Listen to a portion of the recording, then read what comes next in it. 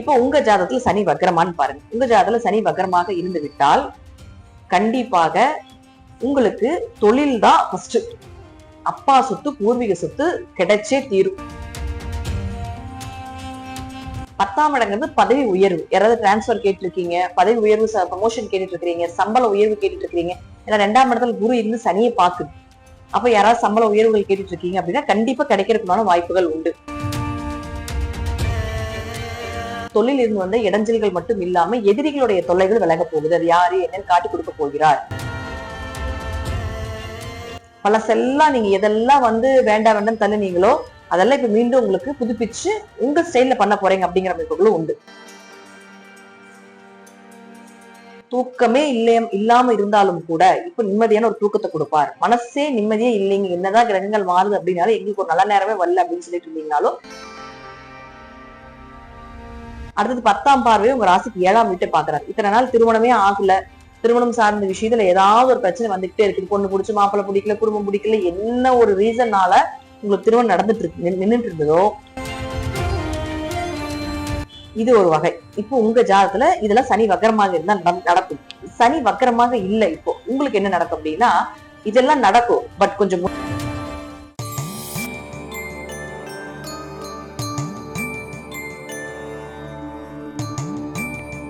திருச்சிற்றம்பலம். தென்னாருடைய சிவனை போற்றி, எந்நாட்டவருக்கும் இறைவா போற்றி. டெம்பிள் எக்ஸ்பிரஸ் சேனல் நேயர்கள் அனைவருக்கும் அன்பான வணக்கங்கள். சனி பகவானுடைய வக்ர பயிற்சி பலன்களை பத்தி தான் நம்ம பார்க்க போறோம்.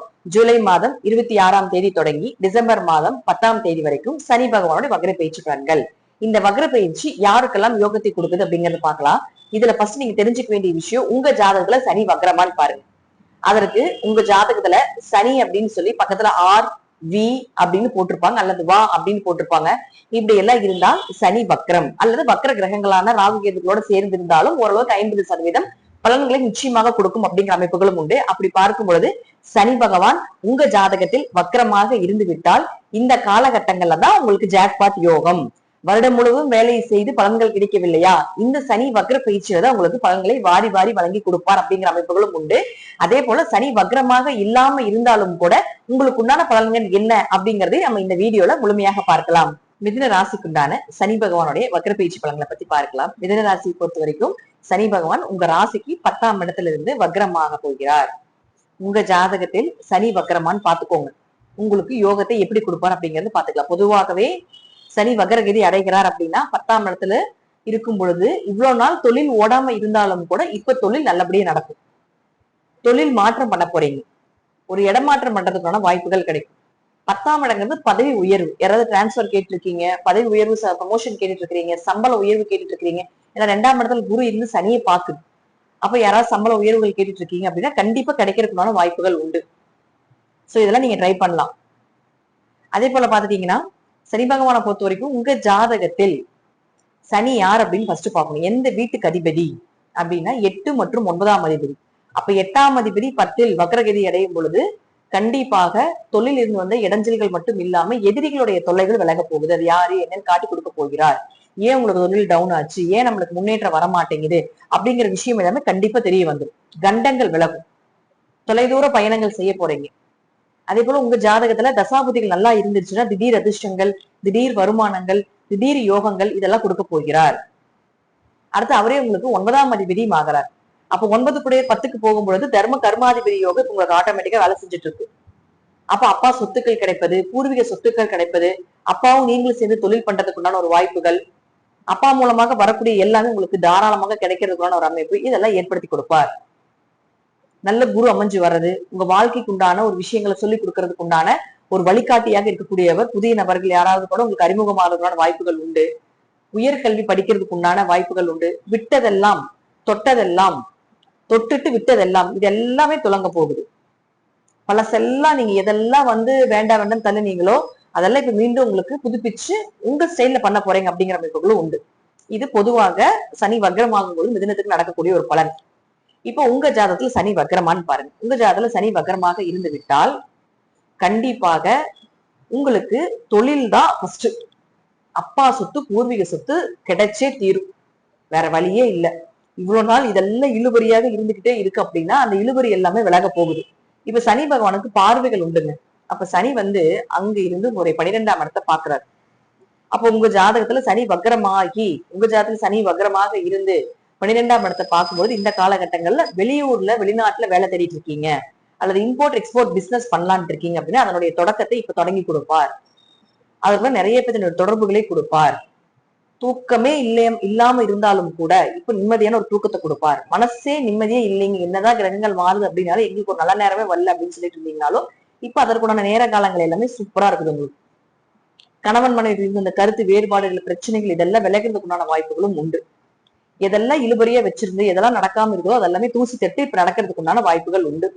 அவர் வந்து அடுத்தது அவருக்கு 7ஆம் பார்வையாக உங்களுடைய 4ஆம் வீட்டை பாக்குறாரு, கன்னியா வீட்டை பாக்குறாரு. அப்போ உடம்புல இருந்த நோய் விலக போகுது, ஆரோக்கியமா இருக்க போறீங்க. அம்மாவுடைய ஆரோக்கியம் சூப்பரா இருக்க போகுது. வீடு வாங்கலாம், சொத்து வாங்கலாம், வண்டி வாகனங்கள் வாங்கலாம் அப்படின்னு இருந்தாலும் அதெல்லாம் வாங்கறதுக்குண்டான வாய்ப்புகளையும் ஏற்படுத்தி கொடுப்பார். சுகஸ்தான வலுக்குது, கொஞ்சம் நிம்மதியா இருப்பீங்க, பெருமூச்சு விடுவீங்க. வந்த கெட்டதெல்லாம் கெட்ட பெயர் கெட்டதெல்லாம் விலக போகுது. நண்பர்களுக்குள்ள உறவினர்களுக்குள்ள இருந்த சண்டை சச்சரவு எல்லாமே விலக போகுது.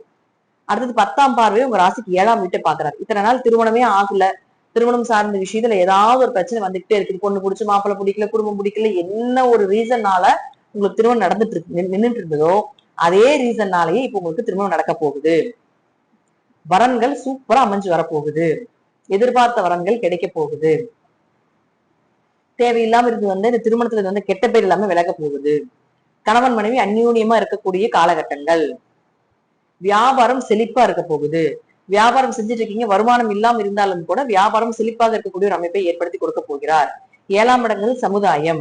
அப்ப சமுதாய ரீதியாக கொஞ்சம் பப்ளிசிட்டி ஆக போறீங்க. நீங்க இல்லையே ஒரு காட்டுக்குள்ளேயே போந்துட்டு இருக்கீங்க, ஒரு கிராமத்துக்குள்ளேயே இருந்தாலும் கூட பப்ளிசிட்டி ஆகக்கூடிய ஒரு காலகட்டங்கள் இந்த சனி வக்ர பயிற்சி உங்களுக்கு ஏற்படுத்தி கொடுத்துரும்.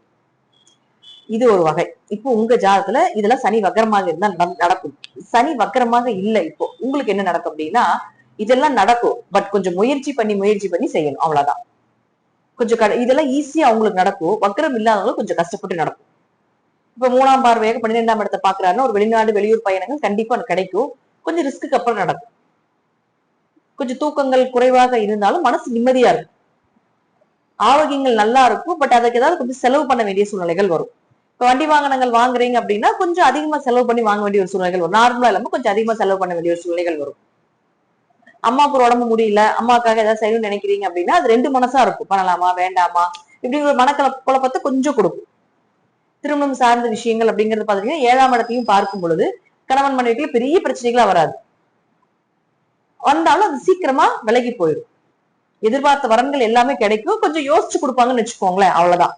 அவங்களுக்கு 100% பலிக்குது அப்படின்னா உங்களுக்கு ஒரு 50% பலிக்கும் அப்படிங்கிற அமைப்புகளும் உண்டு. மனம் தளர வேண்டாம். மிதுனத்துக்கு சூப்பரா இருக்குது. நீங்க வழிபட வேண்டிய தெய்வம் அப்படின்னு பாத்துட்டீங்கன்னா பெருமாளை புடிச்சுக்கணும், குருவாயூர் அப்பனை புடிச்சுக்கணும்.